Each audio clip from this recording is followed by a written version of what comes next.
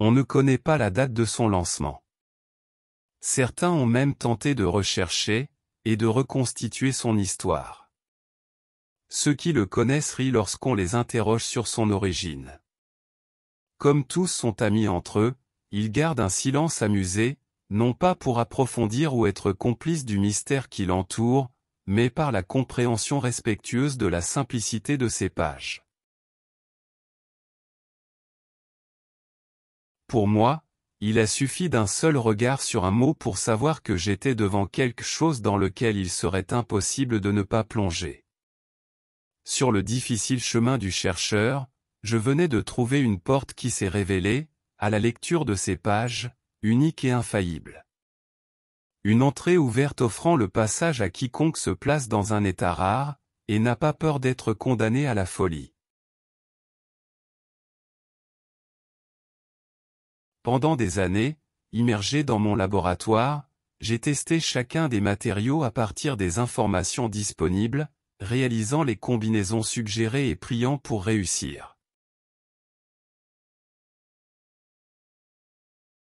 La possession du livre, et l'immersion profonde dans cette œuvre ont fait qu'avec le temps, une joie néfaste m'a envahi.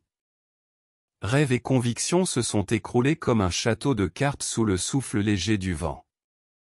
Un vide profond s'est fait sentir, et je me suis retrouvé bêtement perdu dans un espace inconnu. Le livre a lentement comblé ce vide, et tout ce qui composait mon laboratoire, a dû être détruit et refait. L'être que j'étais avant, a simplement cessé d'exister, à travers un processus qui ne peut être plus simple.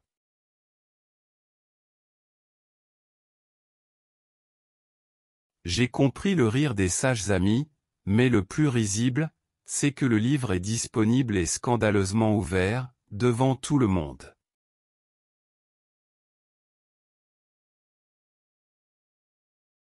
Je sais que, pour certains, ce sera un livre amusant, et pour ceux à qui il parlera, et quelle sera la langue qu'il utilisera, quand une conversation à deux est déjà assez difficile, parfois inaccessible, se terminant la plupart du temps avec presque aucun profit, le livre est unique.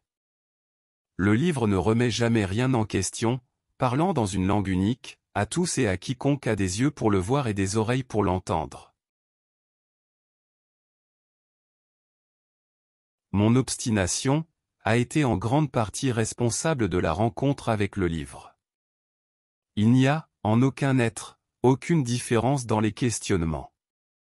L'approfondissement, oui, les différencie. Il est dans ma nature de ne jamais cesser de questionner et de clarifier les énigmes, mystères et doutes, aussi étranges soient-ils. La magie et l'alchimie sont précieuses dans les métaphores et les allégories comme des énigmes.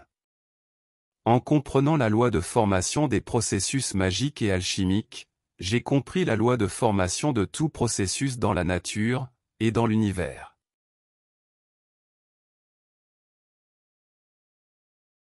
La science humaine est devenue simple, et les déductions évidentes, et bien que brillantes aux yeux de la majorité, on ne peut s'empêcher d'admirer profondément leurs auteurs. Mais je n'y serais pas arrivé, sans l'aide précieuse du livre.